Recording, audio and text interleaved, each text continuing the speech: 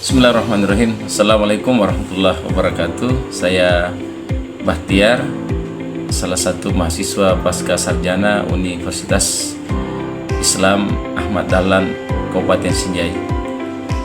Kali ini saya ingin menyampaikan sebuah makalah dengan judul Problematika Metode Pembelajaran dalam Pendidikan Islam. Jadi filosofi dasarnya bahwa metode pembelajaran adalah jalan atau tariqah untuk menyampaikan materi atau mencapai tujuan pendidikan. Jadi urgensi dari at-tariqatu ahammu minal maddah. Metode lebih penting daripada materi. Sebab kenapa? Metode itu merupakan sebuah strategi untuk mencapai sebuah tujuan. Ya, sedangkan realitanya kita sering menemukan bahwa terjadi kesenjangan antara dunia ide ajaran kita, ajaran Islam ini yang dinamis dengan praktik pembelajaran yang statis. Jadi di lapangan kita temukan itu bahwa apa yang kita pikirkan, apa yang menjadi ide bagi kita itu tidak sejalan dengan realita di lapangan. Nah, maka disinilah diperlukan sebuah metode atau strategi untuk mencapai tujuan tersebut. Apa yang menjadi akar permasalahan dari problematika metode pendidikan Islam ini? Secara umum problematika metode dalam pendidikan Islam dapat dipetakan menjadi 3 aspek.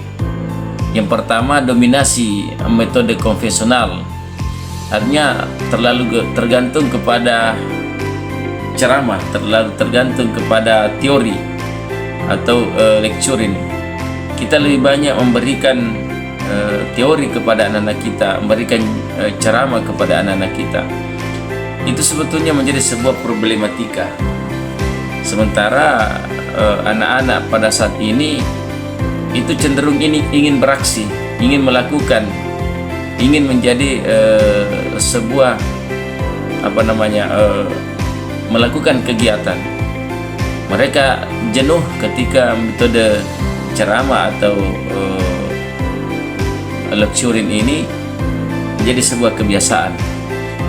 Problematika yang kedua adalah ada dikotomi ilmu, ada pemisahan antara metode ilmu agama dan metode ilmu umum.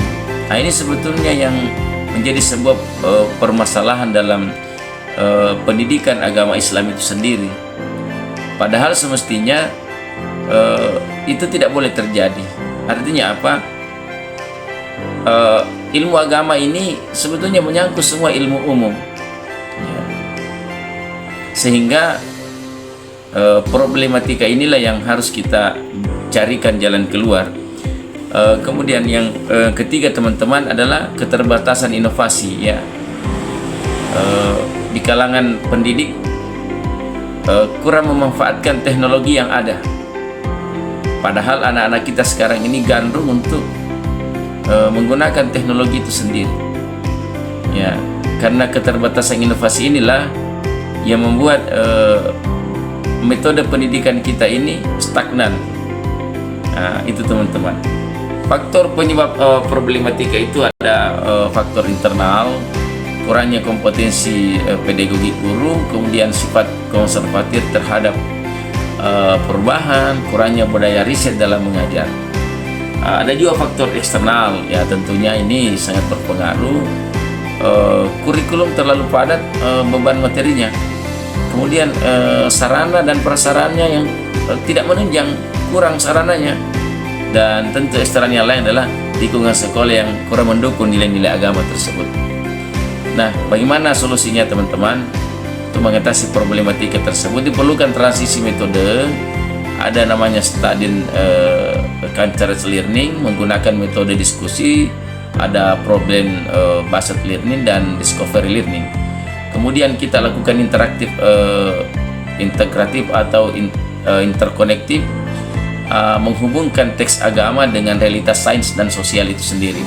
Dan gamifikasi atau multimedia memanfaatkan media interaktif untuk menjaga engagement siswa itu sendiri.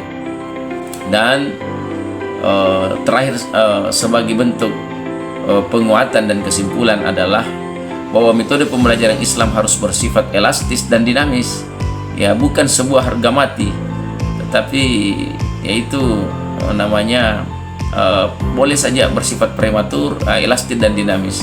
Dan terakhir, keberhasilan pendidikan Islam bukan hanya diukur pada seberapa banyak materi yang tersampaikan, tetapi sebetulnya seberapa efektif metode tersebut membentuk karakter akhlakul karimah dan nalar kritis siswa.